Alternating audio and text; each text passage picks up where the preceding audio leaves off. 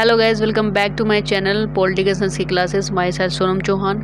सो guys, आज का जो हमारा टॉपिक है वो है संविधान की उद्देशिका यानी कि प्रीएम्बल ऑफ कॉन्स्टिट्यूशन। बहुत ही इंपॉर्टेंट टॉपिक माना जाता है कॉन्स्टिट्यूशंस के बारे में। जब भी हम बात करते हैं या उससे रिलेटेड जब भी हम सोचते हैं कि किस तरीके से हमारे एग्ज़ाम में कैसे क्वेश्चन आएंगे, तो सबसे ज़्यादा जो क्वेश्चन आते हैं वो आपके प्रीएम्बल से भी जुड़े हुए होते हैं। हम ये नहीं कहते कि पॉलिटिक्स से प्रीएम्बल से क्वेश्चन नहीं आता है, सीधा आपके फंडामेंटल राइट्स, ड्यूटीज़ या आर्टिकल्स ही पूछे जाते हैं। नहीं, इसके अलावा जो स्टार्टिंग की चीज़ें होती हैं प्रीएम्बल की, अगर हम बात करें वहाँ से भी बहुत ज़्यादा क्वेश्चन पूछे जाते हैं।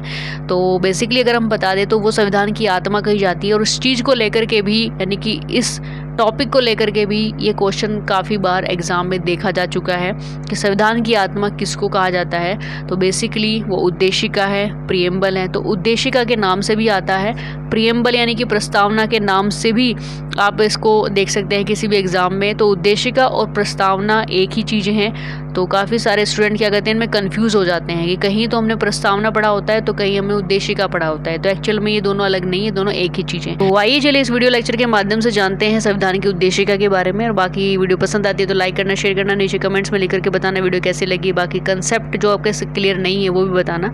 और अगर चैनल पर नए हैं तो सब्सक्राइब करना ना भूलें, नीचे बेल आइकन को प्रेस जरूर करना है। इसके अलावा हमारे सोशल मीडिया हैंडल्स हैं, उनको जाकर के फॉलो कीजिए, नीचे डिस्क्रिप्शन में लिंक मिल जाएगा, क्योंकि वहाँ पे भी लगातार अपडेट वगैरह हम डालते रहते हैं। तो चलिए स्टार्ट करते हैं। सामान्यतः प्रत्येक अधिनियम का जो स्टार्टिंग होती है वो उद्देशिका से होती है, यानी कि प्रीएम्बल से होती है। अगर दूसरे शब्दों में हम उसे बताएं तो प्रस्तावना होती है। यानी कि किसी भी बुक को जब आप पढ़ोगे तो सबसे पहले आप क्या पढ़ोगे, उसकी इंडेक्स ही तो पढ़ोगे, उसकी प्रस्तावना ही तो पढ़ोगे कि उसके अंदर कौन कौन से चैप्टर्स हैं, उसके अंदर कौन कौन से टॉपिक हैं। तो अगर हम कॉन्स्टिट्यूशन की बात करते हैं तो कॉन्स्टिट्यूशन में उद्देशिका यानी कि जो प्रस्तावना, जो प्रीएम्बल है, वो वही काम करता है। यानी कि आपको वो एक्सप्लेन करता है, आपको वो बताता है कि उस कॉन्स्टिट्यूशन में वो क्या क्या चीज़ें हैं जो आप आगे पढ़ सकते हो। तो यही प्रीएम्बल है। यानी कि एक बुक का स्टार्टिंग का जो पेज होता है, जो यूनिट होती है, वही आपको एक्सप्लेन करती है। वही चीज़ें आप देख करके समझ जाते हो कि बुक्स के अंदर क्या लिखा हुआ है, क्या क्या टॉपिक क्लियर आउट है। तो भारतीय संविधान की उद्देशिका का जो स्रोत है वो जवाहरलाल नेहरू द्वारा संविधान सभा में 13 दिसंबर 1946 को प्रस्तुत किया गया था, यानी कि प्रेजेंट किया गया था, बताया गया था कि क्या है प्रीएम्बल और क्या चीज़ इसमें रखी गई है, क्या इसके एम्बिशियस है, किस आधार पर इसको रखा गया है, ये सारी चीज़ें। और बाकी 22 जनवरी 1947 को इसको एक्सेप्ट किया गया था।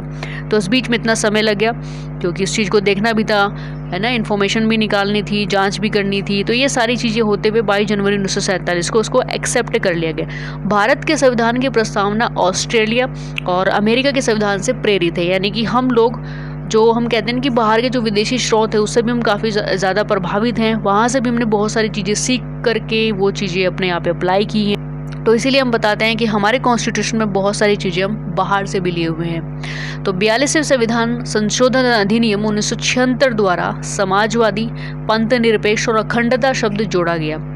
और अगर हम उद्देशिका की बात करते हैं तो कुछ इस तरीके से आपको यहाँ पे उद्देशिका मिलेगी। तो स्टार्ट करते हैं। जो हम भारत के लोग यानी कि जो we are the people of India, ये जो पहला जो लाइन अगर हम पढ़ते हैं अपने प्रीएम्बल की, ये मैंने अमेरिका के संविधान से ली गई है। तो इसी चीज़ से बोलते हैं कि हम उनसे प्रभावित हैं, तो बहुत सारी चीज़ें हम वहाँ से लेते हैं। तो हम भारत के लोग भारत को एक संपूर्ण प्रभुत्व संपन्न समाजवादी, पंथ निरपेक्ष, लोकतंत्रात्मक गणराज्य बनाने के लिए उसके समस्त नागरिकों को सामाजिक, आर्थिक और राजनीतिक न्याय, विचार, अभिव्यक्ति, विश्वास, धर्म और उपासना की स्वतंत्रता, प्रतिष्ठा और अवसर की समानता प्राप्त कराने के लिए तथा उन सब में व्यक्ति की गरिमा और राष्ट्र की एकता और अखंडता सुनिश्चित करने वाली बंधुता बढ़ाने के लिए दृढ़ संकल्प होकर अपनी इस संविधान सभा में आज दिनांक 26 नवंबर 1949 ईस्वी और यहाँ मिति मार्ग शीर्ष शुक्ल सप्तमी संभवतः 2006 विक्रमी को एदत द्वारा अंगीकृत, अधिनियमित और आत्मा अर्पित करते हैं।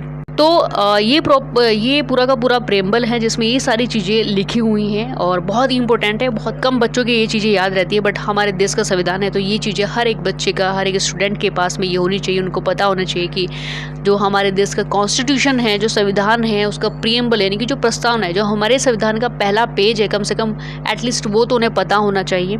और इसके वर्ड में इसके हर एक वर्ड की अलग अलग डेफिनेशन है, हर एक वर्ड का अलग अलग मीनिंग्स निकलता है। ये भी हम आने वाले लेक्चर में डिफाइन करेंगे कि ये जो हमने बोला है ना कि प्रभुत्व संपन्न, समाजवादी, पंथ निरपेक्ष, लोकतंत्रात्मक, गणराज्य, ये सारे अलग अलग मीनिंग्स लिए हुए हैं, इनकी भी इंपॉर्टेंस है हमारे संविधान में। तो ये चीज़ें भी हम आने वाले लेक्चर में क्लियर आउट करेंगे। बाकी जो इसमें इंपॉर्टेंट है वो है इसकी जो 26 नवंबर 1949 का जो इसमें डेट दी हुई है, और ये जो संवत उन्होंने बताया हुआ है कि मिति मार्ग शीर्ष शुक्ल सप्तमी संवत 2006 विक्रमी ऐदत द्वारा। ये बहुत इंपॉर्टेंट है, काफ़ी बार एग्जाम में पूछा भी गया है, क्योंकि ये एक बेसिक चीज़ है। ज़्यादातर स्टूडेंट इसको स्किप कर देते हैं कि कहाँ ये पूछा जा रहा है, संवत कौन पूछा है, लेकिन ये पूछा जाता है। सो गाइस, कैसी लगी इन्फॉर्मेशन प्रियम्बल को लेकर के? इन्फॉर्मेशन पसंद आई तो लाइक करना, शेयर करना, और अगर चैनल पर नए हैं तो सब्सक्राइब जरूर करना, नीचे बेल आइकन को प्रेस जरूर करना, और इसी तरह की लेटेस्ट इन्फॉर्मेशन को हर दिन जानने के लिए हमारे साथ जुड़े रहे हैं। बाकी मिलते हैं नेक्स्ट वीडियो लेक्चर में। Thank you. जय हिंद, जय भारत।